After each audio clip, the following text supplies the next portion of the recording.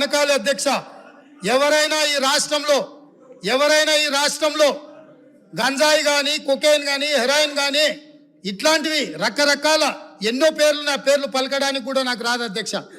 వీటన్నిటినీ 100% ఉక్కు పాదంతో అణిచివేస్తాం, ఎంత వాళ్ళున్నా బొక్కలేస్తామనే నిబద్ధతతో మా ప్రభుత్వం పనిచేయబోతుంది. దీనికైనా వాళ్ళు పూర్తి స్థాయిలో మద్దతు పలకాలి అని చెప్పి మీ ద్వారా వారికి విజ్ఞప్తి చేస్తున్నా అధ్యక్ష. ఈ విషయంలో మనకు భిన్నాభిప్రాయాలు, భేదాభిప్రాయాలు ఉండాల్సిన అవసరం ఏముంది అధ్యక్ష? నేను ఏమైనా ఎవరికైనా నష్టం జరిగే విధంగా, లేకపోతే వాళ్ళ కష్టం జరిగే విధంగా ఏమన్నా ప్రభుత్వం నిర్ణయం తీసుకుంటుందా అధ్యక్ష? ఇందులో కలిసి రావడానికి ఉన్న ఇబ్బంది ఏంది అధ్యక్ష? నాకు అర్థం కాలే.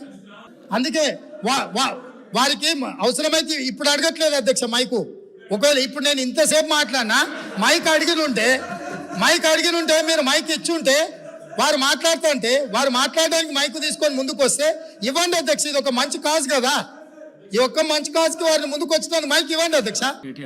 స్పీకర్స్ ఆయనకు బ్రేక్ తీసుకోవాలంటే బ్రేక్ తీసుకోమన్నాడు సార్, మాకేం అభ్యంతరం లేదు. మాట్లాడి అలసిపోయినట్టున్నారు, మాకేం అభ్యంతరం లేదు. కానీ అధ్యక్ష, వారేదో కొత్తగా ఏదో చేసినట్టు డ్రగ్స్ విషయంలో అధ్యక్ష, మా లీడర్ ఆఫ్ ఆపోజిషన్ కేసీఆర్ గారు వారు పాపం మరి ఫాలో అవుతారా లేదా వార్తలు నాకు తెలియదు. కానీ సివి ఆనంద్ గారు అనే అడిషనల్ డైరెక్టర్ జనరల్ ఆఫ్ పోలీస్ని టిఎస్ న్యాబ్ అనేది ఏర్పాటు చేసిందే మా ప్రభుత్వం. Telangana state anti narcotics bureau ఏర్పాటు చేసిందే మా ప్రభుత్వం.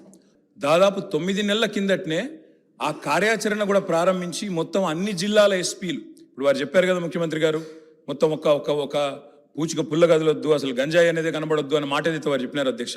పంజాబ్ గురించి కూడా గొప్పగా చెప్పారు అధ్యక్ష. మరి పంజాబ్లో నిన్న మొన్నటి దాకా ఉన్నది కాంగ్రెస్ ప్రభుత్వమే అధ్యక్ష, వారు మర్చిపోయినట్టున్నారు.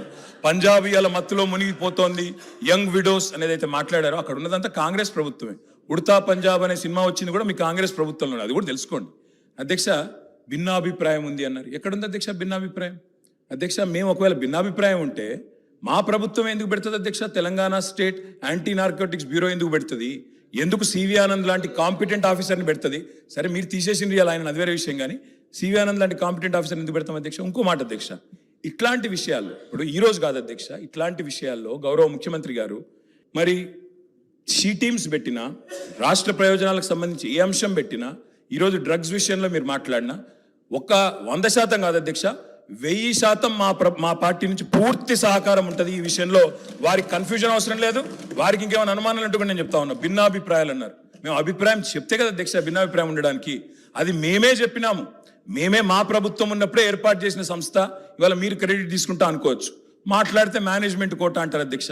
అధ్యక్ష, ఢిల్లీని మేనేజ్మెంట్ చేసి ముఖ్యమంత్రి పదవి తెచ్చుకున్న వ్యక్తి, ఢిల్లీని మేనేజ్ చేసి పిసిసి పదవి తెచ్చుకున్న వ్యక్తి వాళ్ళ మేనేజ్మెంట్ కోట గురించి మాట్లాడితే అధ్యక్ష నేను అనలేదు అధ్యక్ష. ఇది కోమటిరెడ్డి వెంకటరెడ్డి గారు చెప్పినారు, పేమెంట్ కోట అని చెప్పినారు అధ్యక్ష. కాబట్టి ఆయన కూడా మాట్లాడితే బాగలేదు అధ్యక్ష. ముఖ్యమంత్రి గారు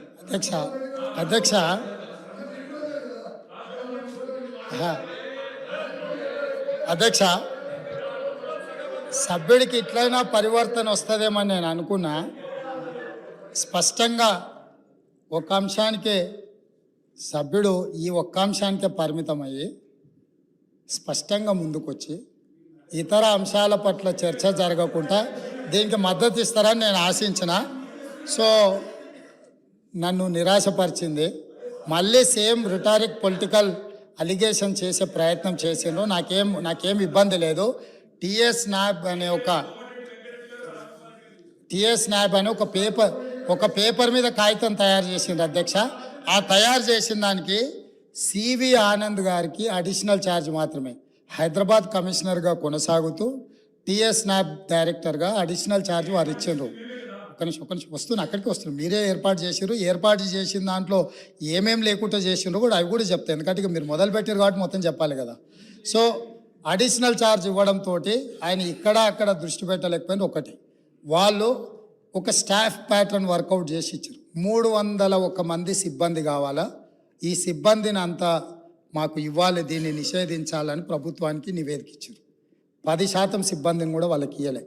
29 కోట్ల రూపాయలు వాహనాల కొనుగోలు కానీ ఇతర ఆఫీస్కు సంబంధించిన అంశాలను మాకు ఏర్పరచుకోవడానికి 29 కోట్ల రూపాయలు బడ్జెట్ కావాలని రాష్ట్ర ప్రభుత్వానికి అడిగారు. ₹1 కూడా ఈ రోజు వరకు ఇవ్వలే. టిఎస్ న్యాబ్ అనే ఒక పేపర్ సంస్థను ఏర్పాటు చేసి దానికి అడిషనల్గా ఒక ఏడీజీ సిటీ కమిషనర్ గారిని పెట్టి ఆ సంస్థను నిర్వీర్యం చేసిండ్రు కాబట్టి నేను అవన్నీ విమర్శల జోలికి వెళ్ళలే. కాకపోతే వారు ఇప్పుడు చెప్పిండ్రు కాబట్టి నేను ఇవన్నీ చెప్పాల్సి వస్తుంది. అందుకే ఈరోజు నేను ఫుల్ టైం ఏడీజీని దానికి వేసినాను.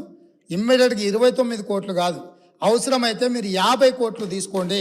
ఇది నా రాష్ట్ర భవిష్యత్తు, ఇది మా పిల్లల మన పిల్లల భవిష్యత్తు. ఇవాళ మన కుటుంబంలో మనం ఏ విజయం సాధించినా ఏ స్థాయికి ఎదిగినా తెలిసి తెలియని వయసులో పిల్లలు ఇట్లాంటి వాటిన బారిన పడితే మన కుటుంబాలు అన్నీ కూడా ఆ దుఃఖాన్ని లెక్క కూడా పెట్టలేం. ఈరోజు ఎన్నో పాఠశాలల ఈరోజు ఇట్లాంటి ఫిర్యాదులు వస్తున్నాయి. నేను వాటన్నిటి గురించి ఎక్కువ ప్రస్తావించదలుచుకోలేదు ఇక్కడ. ఎందుకనంటే వాళ్ళు ఎంతో రెప్యుటేషన్ ఎంతో కష్టపడి సంపాదించుకున్నారు. ఎవరి మీద ఎక్కడ ఏ పాఠశాలలలో ఏమి ఇబ్బందులు ఉన్నాయనే వివరాలు నేను ఇక్కడ సభలో చెప్పదలుచుకోలేదు. ఎందుకనంటే ఆ కుటుంబాలకు కానీ లేకపోతే ఆ పాఠశాలలకు కానీ కాలేజీలకు కానీ రెప్యుటేషన్ దెబ్బతింటుంది. గత ప్రభుత్వం పేపర్ మీద తెలంగాణ స్టేట్ యాంటీ నార్కటిక్ బ్యూరోను స్టార్ట్ చేసింది నిజం, దానికి ఒక హైరార్కీని డిసైడ్ చేసింది నిజం, దానికి అడిషనల్ ఛార్జ్ చేసి తూతూ మంత్రంగా చేసింది నిజం. వాళ్ళు 29 కోట్ల రూపాయలు అడిగితే 1 రూపాయి కూడా ఇవ్వండి నిజం.